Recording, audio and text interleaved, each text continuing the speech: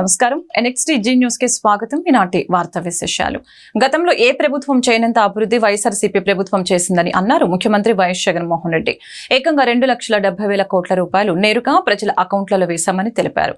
లంచాలు వివక్ష లేకుండా సంక్షేమం అందించామని పేర్కొన్నారు. 130 సార్లు బటన్ నొక్కి నేరుగా పేదల ఖాతాల్లో డబ్బు జమ చేశామని తెలిపారు. ప్రజలు 2 సార్లు బటన్ నొక్కి వచ్చే ఎన్నికల్లో వైఎస్ఆర్సీపీని గెలిపించాలని కోరారు. ఈ మేరకు వైఎస్ఆర్సీపీ అధ్యక్షుడు సీఎం వైఎస్ జగన్ చేపట్టిన మేమంతా సిద్ధం బస్సు యాత్ర 13వ రోజు గుంటూరు జిల్లాలో సాగింది. ఏటుకూరు బైపాస్ వద్ద ఏర్పాటు చేసిన భారీ బహిరంగ సభలో సీఎం వైఎస్ జగన్ ప్రసంగించారు. గుంటూరులో మరో ప్రపంచం కనిపిస్తుందని తెలిపారు. ఈ మహాజన సముద్రం చరిత్రలో ఎప్పటికీ నిలిచిపోతుందని తెలిపారు. మేనిఫెస్టోను పవిత్ర గంధంగా భావిస్తూ 99% హామీలు అమలు చేశామని చెప్పారు. 58 నెలలుగా చేస్తున్న అభివృద్ధిని కొనసాగించేలా ప్రజలు ఆశీర్వదించాలని అన్నారు. ప్రజల ఆత్మగౌరవాన్ని పెంచిన వైఎస్ఆర్సీపీ ప్రభుత్వానికి మద్దతు ఇవ్వాలని కోరారు. వచ్చే ఎన్నికలు చంద్రబాబు మోసాలకు ప్రజలకు జరుగుతున్న కురుక్షేత్ర యుద్ధమని పేర్కొన్నారు. జరుగుతున్న మంచిని కొనసాగించేందుకు మీరంతా సిద్ధమేనా అంటూ సభకు హాజరైన ప్రజల్ని ఉద్దేశించి వ్యాఖ్యానించారు. వారి చీకటి యుద్ధాన్ని, వారి సోషల్ మీడియా ఎల్లో మీడియా అసత్యాల యుద్ధాన్ని ఎదుర్కొనేందుకు మీ జాబీల్లో నుంచి సెల్ ఫోన్లు బయటకు తీయండి. మీ జాబీల్లో నుంచి సెల్ ఫోన్లు బయటకు తీయండి. ఆ సెల్ ఫోన్లో ఉన్న లైట్ బటన్ ఆన్ చేయండి. ఆ సెల్ ఫోన్ లైట్లో ఉన్న లైట్ బటన్ ఆన్ చేయండి. ఆన్ చేసి పేదల భవిష్యత్ కొరకు యుద్ధం చేసేందుకు మేమంతా కూడా సిద్ధమే అని గట్టిగా చెప్పండి. ఇది విశ్వసనీయతకు మోసానికి మధ్య జరుగుతా ఉన్న యుద్ధం. ప్రతి ఒక్కరూ కూడా ప్రతి ఇంటికి వెళ్ళి చెప్పండి. వాలంటీర్లు మళ్ళీ ఇంటికి రావాలన్నా, పేదవాడి భవిష్యత్ మారాలన్నా, పథకాలన్నీ కొనసాగాలన్నా, లంచాలు వివక్ష లేని పాలన జరగాలన్నా, మన పిల్లల చదువులు బడులు బాగుపడాలన్నా, మన వ్యవసాయం మన హాస్పిటల్లు మెరుగుపడాలన్నా ప్రతి ఒక్కరూ కూడా ఫ్యాన్ గుర్తు మీద 2 ఓట్లు వేయాలి. 175కు 175 అసెంబ్లీ స్థానాలు, 25కు 25 ఎంపీ స్థానాలు, ఒక్కటంటే ఒక్కటి కూడా తగ్గేందుకే వీలే లేదు. సిద్ధమేనా?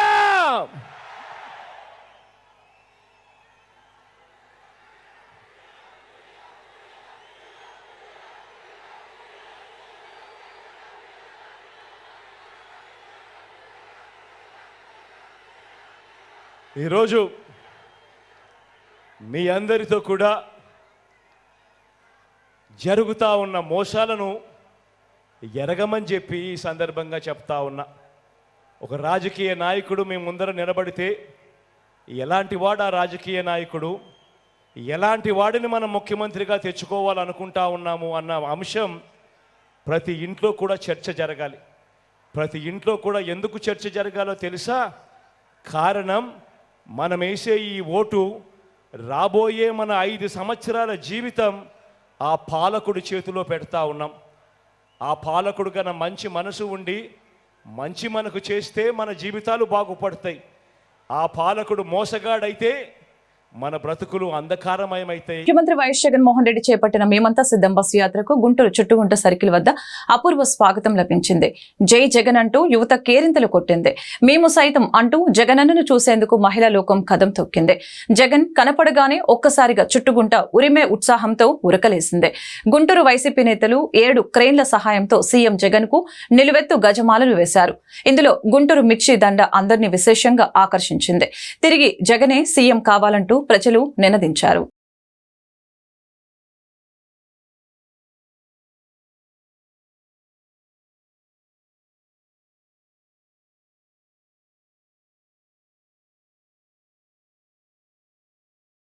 ప్రజాసేవ అనే మాట పలకని పవన్ కళ్యాణ్ తన జనసేన పార్టీని ప్యాకప్ చేసి సినిమా షూటింగ్లకు వెళ్లిపోవటం మంచిదని కాపు ఉద్యమ నేత వైఎస్ఆర్సీపీ రాష్ట్ర నాయకుడు ముద్రగడ పద్మనాభం సూచించారు. సినిమాలో నటించు, కానీ రాజకీయాల్లో నటించొద్దంటూ హితో పలికారు. ఈరోజు పేదల నోట్లోకి 5,000 వెళ్తున్నాయంటే అది జగన్ దయ్యేనని, పేదలను ఆదుకుంటున్న సీఎం వైఎస్ జగన్ బాగుండాలని, ఆయన 10 కాలాల పాటు పేదలకు సేవ చేయాలని ముద్రగడ ఆకాంక్షించారు. జగన్ ప్రకటించిన అభ్యర్థుల్ని బలపరచాలని, వారి విజయానికి సహకరించాలని కోరారు. తాడేపల్లిగూడెంలో జరిగిన కాపు సంఘీయుల సమావేశంలో ఆయన ముఖ్య అతిథిగా పాల్గొన్నారు. ఉప ముఖ్యమంత్రి కొట్టు సత్యనారాయణ అధ్యక్షతన జరిగిన ఈ సమావేశంలో ముద్రగడ మాట్లాడారు. కాపు యువత జీవితాలతో ఆడుకోవద్దని పవన్ ను కోరారు. ఎందుకు పవన్ కళ్యాణ్ గారికి సపోర్ట్ చేయట్లేదు, ఎందుకు చేయాలి అని నేను అడుగుతా ఉన్నాను. చంద్రబాబు నాయుడు గారు 2014లో నుండి నోర్లు ఎండిపోయాయి, అత్యధిక అధికారం కావాలి, అధికారం తాము తీర్చుకోవడం కోసం మేనిఫెస్టోలోను ప్రతి సభల్లోనూ కాపులు దళితులు పోగొట్టుకున్న రిజర్వేషన్ ని ఇస్తాను అని చెప్పి మోసగించి వారు ఇచ్చిన హామీని అడిగితే కోపం వచ్చి చేయడాన్ని పరాభవం, చేయడాన్ని అవమానాలు చేశారన్నయ్య. 80 సీట్లు తీసుకోవాల్సిన వాడు 20 సీట్లు 22 సీట్లు అన్నారు. ఆ 22 కూడా త్యాగం చేస్తే కాపు యువత బాగుంటారని కూడా నువ్వు సలహా ఇస్తా ఉన్నాను. కాపు యువత జీవితాలతో ఆడుకోకండి పవన్ కళ్యాణ్ గారు. 20 సంవత్సరాల పిల్లలు నాశనం అయిపోతున్నారు, పాడైపోతున్నారు. దయించి ఆలోచించండి, పార్టీని ప్యాక్ చేసుకోండి, మీ షూటింగ్కి వెళ్ళిపోండి. మీ షూటింగ్ కోసం ఎమ్మెల్యే పదవి కావాలా అంటే ప్రజల సేవ చేయడం కోసం కాదండి, వాళ్ళు షూటింగ్ వెళ్ళడం కోసం ఎమ్మెల్యే పదవి కావాలంట. రాష్ట్రంలో ఇంటర్మీడియట్ పరీక్ష ఫలితాలు విడుదలయ్యాయి. ఈ మేరకు ఇంటర్ ఫలితాలను intermediate education commissioner Saurabh Gaur విడుదల చేశారు. ఇంటర్ ఫస్ట్ ఇయర్ లో 67% ఉత్తీర్ణత శాతం సాధించారు. సెకండ్ ఇయర్ లో 78% ఉత్తీర్ణత శాతం నమోదైంది. ఇంటర్ ఫస్ట్ సెకండ్ ఇయర్ ఫలితాల్లో కృష్ణా జిల్లా టాప్ ప్లేస్ లో నిలిచింది. 2వ స్థానం గుంటూరు, 3వ స్థానంలో ఎన్టీఆర్ జిల్లా నిలిచింది. ఇంటర్ ఫలితాల్లో బాలికలు పైచేయి సాధించారు. మార్చి 1 నుంచి 20 వరకు ఇంటర్ పరీక్షలు జరిగాయి. ఇంటర్మీడియట్ లో 10.53 లక్షల మంది విద్యార్థులు పరీక్షలు రాయగా జవాబు పత్రాల మూల్యాంకనం ఏప్రిల్ 4వ తేదీకి పూర్తయింది. రికార్డు స్థాయిలో 22 రోజుల్లోనే ఏపీ ఇంటర్ ఫలితాలు విడుదల అయ్యాయి. ఇక మొదటి 2వ సంవత్సరం ఫలితాలను పరిశీలిస్తే ఫస్ట్ ఇయర్ లో కృష్ణా జిల్లా 84% ఉత్తీర్ణతతో మొదటి స్థానంలో నిలిచింది. అదేవిధంగా 81% ఉత్తీర్ణతతో గుంటూరు జిల్లా 2వ స్థానం, 79% ఉత్తీర్ణతతో ఎన్టీఆర్ జిల్లా 3వ స్థానం నిలిచింది. అదేవిధంగా సెకండ్ ఇయర్ లో కృష్ణా జిల్లా 90% మొదటి స్థానంలో నిలవగా 87%తో గుంటూరు జిల్లా 2వ స్థానంలో నిలిచింది. ఇక ఈ నెల 18 నుంచి 24వ తేదీ వరకు రివాల్యుయేషన్ కి అవకాశం కల్పించారు. మార్చి 2024లో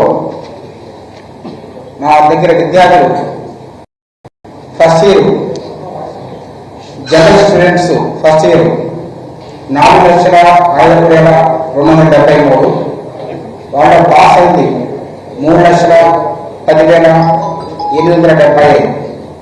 పాస్ పర్సంటేజ్ 67. ఇది జనరల్ సంబంధించింది. అదేవిధంగా సెకండ్ ఇయర్ జనరల్ సబ్జెక్ట్స్కి 3,93,757 అప్పీర్ అయితే 3,06,528 మంది పాస్ అయ్యారు. మొత్తం టోటల్ పర్సంటేజ్ 78%. సెకండ్ ఇయర్ 78% వచ్చింది, ఫస్ట్ ఇయర్ 67% వచ్చింది. అదేవిధంగా లొకేషన్ చూసుకుంటే first year 38,483, passed 23,181, 60% first year results అది. అదేవిధంగా second year results 32,339 appear, passed 23,000, 71%. ఇవి వొకేషనల్ సంబంధించిన పర్సంటేజ్. అదేవిధంగా డిస్ట్రిక్ట్స్ వైజ్కి వచ్చేసరికి రాష్ట్రంలో ఈ సంవత్సరము ఫస్ట్ ఇయర్ పాస్ పర్సంటేజ్లో కృష్ణా ప్రథమ స్థానము 84%. ఆ తర్వాత స్థానం గుంటూరు 81, ఆ తర్వాత ఎన్టీఆర్ డిస్ట్రిక్ట్ 79. ఇది ఫస్ట్ ఇయర్ రిజల్ట్స్కి వచ్చేసరికి. అదేవిధంగా సెకండ్ ఇయర్ రిజల్ట్స్కి వచ్చేసరికి 90%తో కృష్ణా ఫస్ట్లో ఉంది 90%. గుంటూరు 87, ఎన్టీఆర్ అది కూడా 87. ఈ రెండు కూడా మనకి అంటే 87 రెండు ఈక్వల్గా వచ్చింది కాబట్టి నెక్స్ట్ స్థానము వైజాగ్ 84. అదేవిధంగా లీస్ట్కి వచ్చేసరికి ఫస్ట్ ఇయర్లో ఏఎస్ఆర్ డిస్ట్రిక్ట్ 48, సెకండ్ ఇయర్లో చిత్తూరు 63. ఇవి ఈ సంవత్సరము రిజల్ట్స్ మొత్తం కూడా. కాబట్టి 18 నుంచి 24 వరకు రీకౌంటింగ్ కానివ్వండి, రీవెరిఫికేషన్స్ కానివ్వండి, వాటికి సంబంధించిన ఫీజులు మొత్తం కూడా వెబ్సైట్లో ఉండటం జరుగుతుంది. ఆ ప్రకారంగా 18 నుంచి 24 వరకు వాళ్ళు ఫీజు పే చేయవచ్చు. వాళ్ళు ఫీజు పే చేసిన తర్వాత వాళ్ళ యొక్క రీవెరిఫికేషన్స్ మనకి స్టార్ట్ అవుతాయి మొత్తం కూడా. వాలంటీర్లపై చంద్రబాబుది కపట ప్రేమ అని వైఎస్ఆర్సీపీ రాష్ట్ర ప్రధాన కార్యదర్శి సజ్జల రామకృష్ణారెడ్డి చెప్పారు. నిన్నటి వరకు వాలంటీర్లను తూలనాడిన చంద్రబాబు ఇప్పుడు ప్రేమ చూపిస్తున్నారంటే ఎవరు నమ్మరని అన్నారు. తాడేపల్లిలోని పార్టీ కేంద్ర కార్యాలయంలో సజ్జల మీడియాతో మాట్లాడారు. గోనె సంచులు మోస్తారు, ఆడవారి వివరాలు సేకరిస్తారు, అర్ధరాత్రి తలుపులు కొడతారని వాలంటీర్ల గురించి నిన్నటిదాకా అన్న చంద్రబాబు ఇప్పుడు వాలంటీర్లను కొనసాగిస్తా 10,000 రూపాయలు ఇస్తా అంటే వాలంటీర్లు జనం నమ్మరని చెప్పారు. వాలంటీర్లపై ఎల్లో మీడియాలో తప్పుడు రాతలు రాశారని, చంద్రబాబు తన మనిషి నిమ్మగడ్డ ద్వారా కేసులు వేయించి ఫిర్యాదులు చేయించారని తెలిపారు. వాలంటీర్ల పేరుతో జన్మభూమి కమిటీలను తెచ్చి వాటిలోని సభ్యులని వాలంటీర్లుగా తేవాలనేది చంద్రబాబు పథకమని, అదెప్పటికీ జరగదని తెలిపారు. వాలంటీర్లు పెన్షన్ ఇవ్వకుండా అడ్డుకుంది చంద్రబాబునని చెప్పారు. పైపెచ్చు నేడు 33 మంది చనిపోయారంటూ ఎన్హెచ్ఆర్సీకి ఫిర్యాదు చేశారని, వారికి వీలుంటే ఐక్యరాజ్య సమితికైనా ఫిర్యాదు చేస్తారని ఎద్దేవా చేశారు. ఈ వాలంటీర్లు ఇన్ఫ్లుయెన్స్ చేస్తారు పెన్షనర్లకు, కాబట్టి వాళ్ళతో ఇప్పించడం తన మనిషి ద్వారా డోర్ స్టెప్ దగ్గర పెన్షన్లు ఇవ్వనివ్వద్దు అని చెప్పి తన మనిషి నిమ్మగడ్డ రమేష్ ద్వారా ఈసీకి లెటర్లు పెట్టించడం దగ్గర నుంచి అక్కడ మొదలైన. అంతకుముందు వీళ్ళేందుకు గోనె సంచులు మోసే ఉద్యోగమా, ఇళ్ల తలుపులు కొడతారు, ఆడవాళ్ళ వివరాలన్నీ సేకరిస్తారని తాను తన దత్తపుత్రుడు అసహ్యకరంగా మాట్లాడిన మాటలైనా, రాష్ట్రంలో అమ్మాయిలు ఎక్కడన్నా ఇదైపోతే అదంతా కేసులన్నీ వీళ్ళ ఇదున్నారు వెనక వీళ్ళున్నారన్న, వాలంటీర్లు అంటే వైఎస్ఆర్సీపీ కార్యకర్తలన్నా వాళ్ళ తాట తీస్తామని మాట్లాడిన వాళ్ళ నాయకులు మాట్లాడినాయి.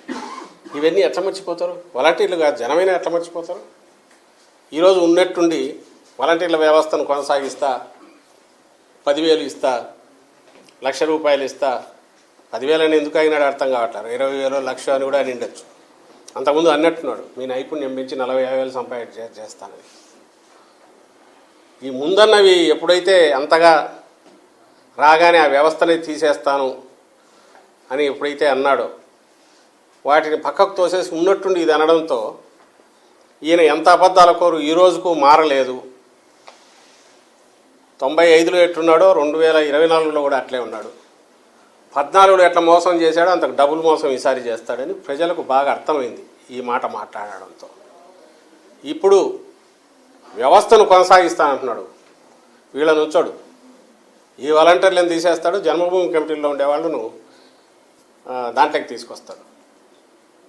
తీసుకొచ్చేసి వాళ్ళకి 10,000 చేస్తాడు, వాళ్ళకి 15,000 కాదు 20,000 చేస్తాడు, పై ఆదాయం కూడా వచ్చేది. తెలుగుదేశం అధినేత చంద్రబాబు నాయుడు నివాసంలో ఎన్డీఏ కూటమి నేతలు సమావేశమయ్యారు.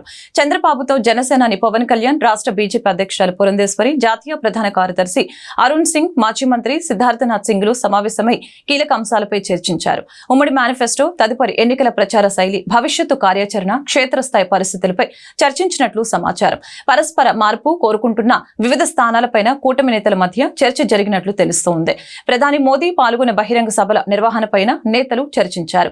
ఫోన్ ట్యాపింగ్, కొందరు ఉన్నతాధికారుల ఏకపక్ష వైఖరి తదితర అంశాలపై నేతల మధ్య చర్చకు వచ్చినట్లు తెలుస్తోంది. బూత్, అసెంబ్లీ, పార్లమెంటు పరిధిలో సమావేశాలు నిర్వహించాలని ఎన్డీఏ నేతలు నిర్ణయించారు. ప్రచార వ్యూహం, ఎన్నికల నిర్వహణ పరిశీలనకు రాష్ట్ర స్థాయి కమిటీ ఏర్పాటు చేయాలని నిర్ణయించారు. ఓట్ల బదిలీపై క్షేత్రస్థాయిలో ఫలితాలు సాధించేలా తీసుకోవాల్సిన చర్యలపై చర్చించారు. గోదావరి జిల్లాలో కూటమి సభల విజయంపై నేతలు సంతృప్తి వ్యక్తం చేశారు.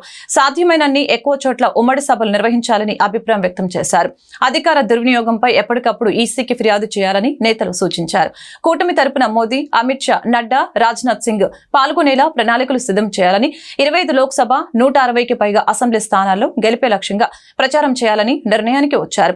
అదేవిధంగా బలహీనంగా ఉన్న నియోజకవర్గాలలో అభ్యర్థుల్ని తప్పక మార్చాలని సమావేశంలో టీడీపీ, బీజేపీ, జనసేన నేతలు నిర్ణయించారు. బీసీ అంటేనే భారత్ కల్చర్ అని గుంటూరు పార్లమెంటు కూటమి అభ్యర్థి పెమ్మసాని చంద్రశేఖర్, గుంటూరు పశ్చిమ ఎమ్మెల్యే కూటమి అభ్యర్థి గల్లా మాధవి తెలిపారు. బీసీల గుండె చప్పుడు తెలుగుదేశం పార్టీ అని స్పష్టం చేశారు. బీసీల సంక్షేమం బ్రహ్మాండంగా జరిగిందంటే అది టీడీపీ పాలనని స్పష్టం చేశారు.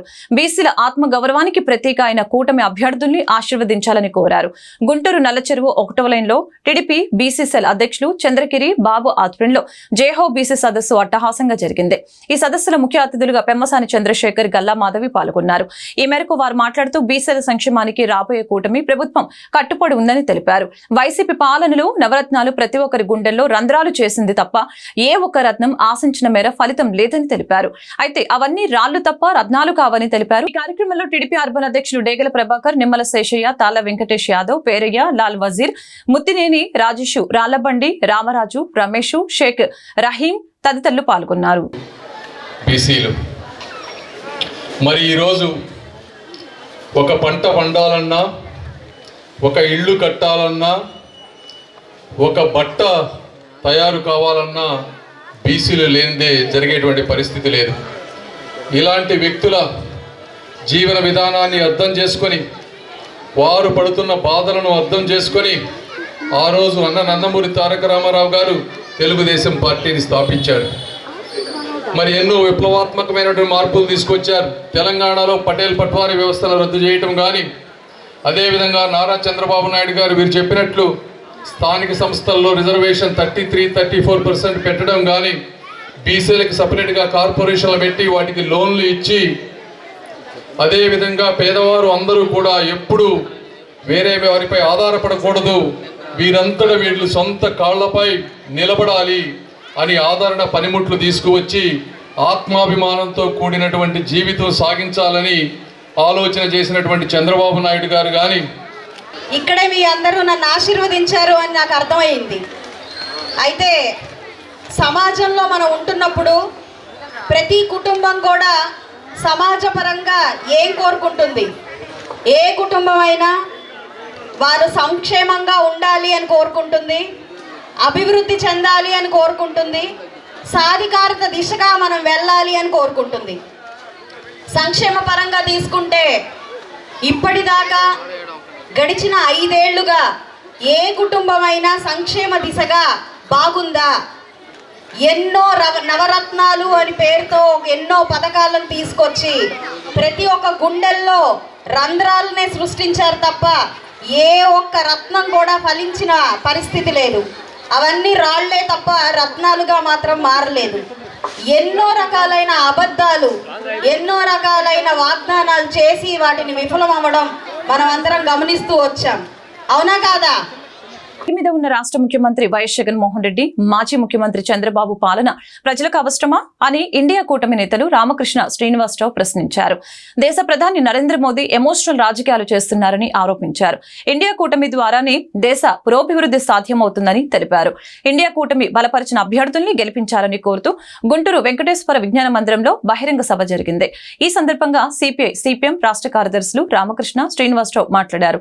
వాలంటరీ వ్యవస్థను చుట్టూ రాజకీయం తిరుగుతుందని ఎద్దేవా చేశారు. ఓట్ల కోసం ఇంత దిగజారుడు రాజకీయాలు అవసరమా అని నిలదీశారు. 10 ఏళ్ల పాలనలో దేశ ప్రధాని నరేంద్ర మోదీ సంక్షేమం పేరుతో సంక్షోభం సృష్టించారని ఆరోపించారు. మోడీ తిరిగి ప్రధాని అయితే ప్రజాస్వామ్య వ్యవస్థ అంతమవుతుందని హెచ్చరించారు. ఈ సభలో ఇండియా కూటమి నాయకులు ముప్పాల నాగేశ్వరరావు, లింగంశెట్టి ఈశ్వరరావు, పాసన్ రామారావు, గుంటూరు పార్లమెంట్ అభ్యర్థి జంగాల అజయ్ కుమార్ తో పాటు 7 నియోజకవర్గాలకు చెందిన ఇండియా కూటమి అభ్యర్థులు పాల్గొన్నారు. కానీ మన ప్రపంచంలో అత్యంత కఠిన దరిద్రులున్న దేశం నంబర్ 1 ఇండియా. ఇండియానే ఉంది ఇవాళ, ఏ రంగంలో కూడా ముందుకు పోరా. దాని గురించి మాట్లాడరా? దాని గురించి చెప్పకుండా మీరు భయపడి, మీరు లొంగిపోయి సరెండర్ అయి వాళ్ళు ఎన్ని సీట్లు అడిగితే అన్ని సీట్లు ఇచ్చి కొన్ని సీట్లు ఇవ్వనైనా మాట్లాడాలి కదా. జగన్మోహన్ రెడ్డి పాపము ఎన్నో ఎన్ని మాట్లాడు. 10 ఏళ్ళుగా ఇంత మంచోడు ఎవడూ లేడు. ఎప్పుడన్నా వాళ్ళు ఏ బిల్లను పెట్టండి దానికి 2 చేతులు ఎత్తి నిలబడతారు. కాబట్టి అవండి ఇవాళ రాష్ట్రంలో ఇండియా కూటమికి ఎంతో ప్రాధాన్యత ఉంది. ఓకే, మన కూటమికి ఎంత బలం ఉందంటే అది ప్రజలు ఆదరిస్తే బలం పెరుగుతుంది. ప్రజలు ఆదరించకపోతే ఎవరు ముందుకు రాలేదు. ఈ కేంద్రంలో ఆర్థిక మంత్రిగా ఉన్నటువంటి నిర్మలా సీతారామన్ గారి భర్త పరకాల ప్రభాకర్ అని ఉన్నారు. ఈ మధ్య ఒక పుస్తకం కూడా రాసి ఆయన రిలీజ్ చేసే తెలుగులో కూడా వచ్చిందంటున్నారు. ఆ సందర్భంలో ఆయన చెప్పాడు 2024 ఎన్నికలు 2029 ఎన్నికలు జరగాలా వద్దా అనేది డిసైడ్ చేస్తాయని చెప్పాడు. అంటే ప్రతి ఎన్నిక ఒక ప్రాధాన్యత ఉంటుంది. ఈ ఎన్నికలు కూడా చాలా ప్రాధాన్యత ఉంది. కానీ కీలకమైన అంశం ఏంటంటే ఈ ఎన్నికల్లో మోడీ మళ్ళా గెలిస్తే 3వసారి ప్రధానమంత్రి అయితే ఇక 2029 ఎన్నికలు ఉండవు. అంటే ప్రజాస్వామ్యమే అడ్రస్ లేకుండా పోతుంది. 2014లో మోడీ అధికారంలోకి వచ్చినప్పుడు ఏం చెప్పాడు? అభివృద్ధి, గుజరాత్ లాగా అభివృద్ధి చేస్తే కొత్తగా అప్పుడు ఓటర్లు అయినటువంటి వాళ్ళు యూత్ వెంటపడి భయం చేసి వచ్చేస్తున్న ఉద్యోగాలని చెప్పుకొని ఓట్లు కుమ్మేశారు. 2019 వచ్చేసరికి ఉద్యోగాలు లేవు, అభివృద్ధి లేదు, బ్లాక్ మనీ లేదు, పంపకాలు లేవు, పైగా ధరలు పెరిగింది, నిరుద్యోగం పెరిగింది. ఆ దెబ్బ తట్టుకోలేక జనాలందరినీ ఎమోషనల్ భావోద్రేకాల వైపు మళ్ళించాడు. లిక్కర్ మాఫియాను రాష్ట్ర ముఖ్యమంత్రి వైఎస్ జగన్మోహన్ రెడ్డి పెంచి పోషించారని బీజేపీ రాష్ట్ర అధికార ప్రతినిధి భాను ప్రకాష్ రెడ్డి తెలిపారు. కమిషన్లు ఇవ్వలేక పారిశ్రామికవేత్తలు రాష్ట్రం విడిచి పారిపోయారని చెప్పారు. కరెన్సీ నోట్లు, దొంగ ఓట్లతో తిరిగి అధికారంలోకి రావడానికి జగన్ ప్రయత్నిస్తున్నారని ధ్వజమెత్తారు. గుంటూరు నగరంలో ఏర్పాటు చేసిన మీడియా సమావేశంలో భాను ప్రకాష్ రెడ్డి కూటమి నేతలతో కలిసి మాట్లాడారు. సంక్షేమం పేరుతో రాష్ట్ర ముఖ్యమంత్రి జగన్ ఏపీని సంక్షోభంలోకి నెట్టారని మండిపడ్డారు. ఏపీలో జరుగుతున్న లిక్కర్ స్కామ్ పై విచారణ జరిపించి సూత్రధారులు, పాత్రధారులు, లబ్ధిదారుల్ని జైలుకు పంపిస్తామని అన్నారు. వైసీపీ పాలనలో రాష్ట్రం అంధకారంలోకి వెళ్లిందని తెలిపారు. ఏపీకి ఆర్థిక శాఖ మంత్రి లేరని, అప్పుల శాఖ మంత్రి ఉన్నారని ఎద్దేవా చేశారు. ఓటు అడిగే అర్హతను వైసీపీ కోల్పోయిందని తెలిపారు. రానున్న ఎన్నికల్లో ఎన్డీఏ కూటమి అధికారంలోకి వస్తుందని అన్నారు. ఈ సమావేశంలో కూటమి నేతలు వనామ నరేంద్ర, పాటిబండ్ల రామకృష్ణ, బిట్రగుంట మల్లిక, పోతురాజు సమత, అన్నాబత్తిని, జయలక్ష్మి పాల్గొన్నారు. ఏ రాష్ట్రంలో అయినా సరే పెట్టుబడులు పెట్టాలంటే శాంతి భద్రతలు బాగుండాలి, లా అండ్ ఆర్డర్ బాగుండాలి. శాంతి భద్రతలు సరిగ్గా లేని కారణంగా కమిషన్లకు భయపడి, మీ అధికార పార్టీ నాయకులు కమిషన్లకు భయపడి పారిశ్రామికవేత్తలు ఆంధ్రప్రదేశ్లో పెట్టుబడులు పెట్టలేదు. ఈరోజు దాదాపు 1,00,000 కోట్లు మద్యం విక్రయాల ద్వారా ఆంధ్రప్రదేశ్ రాష్ట్రంలో జరిగింది. అసలు డిస్టిలరీస్ కెపాసిటీ ఎంత? ఆంధ్రప్రదేశ్లో డిస్టిలరీస్ కెపాసిటీ, మ్యానుఫ్యాక్చరింగ్ కెపాసిటీ ఎంత? అది ఎన్ని రోజులు? దానికి పీరియడ్ ఉంటుంది. ఏ డిస్టిలరీస్లో అయినా సరే పీరియడ్ ఉంటుంది. ఆ పీరియడ్, ప్రిపరేషన్ పీరియడ్ ఎన్ని రోజులు ఉండాలి? మీ డబ్బు అవసరాల కోసం స్వార్థంతో ఈరోజు ఆ మద్యం సేవించిన కారణంగా లక్షలాది మంది ఆంధ్రప్రదేశ్లో ఉన్నటువంటి ప్రజలు ఈ జే బ్రాండ్ తాగినందుకు, జగన్ బ్రాండ్ తాగినందుకు లక్షలాది మంది తమ ఆరోగ్యాన్ని పోగొట్టుకున్నారు. కరెన్సీ నోట్లు, దొంగ ఓట్లు, కరెన్సీ నోట్లు, దొంగ ఓట్లతో ఆంధ్రప్రదేశ్లో తిరిగి గెలవాలని చెప్పి జగన్మోహన్ రెడ్డి గారు ప్లాన్ చేశారు. కరెన్సీ నోట్లు అంటే ల్యాండ్, శాండ్, వైను, మైను, అంటే మొత్తం ఎక్కడ చూసినా అవినీతి. ఏం చేసావు జగన్మోహన్ రెడ్డి గారు? నువ్వు ఎంతసేపు మాటలకే పరిమితమైనటువంటి నువ్వు, నీ పనితీరు ఆంధ్రప్రదేశ్ రాష్ట్ర ప్రజలకి నచ్చట్లేదు. ఈ వార్తలు ఇంతటితో సమాప్తం. మరొక బులెటిన్లో మళ్ళీ కలుద్దాం. నమస్కారం.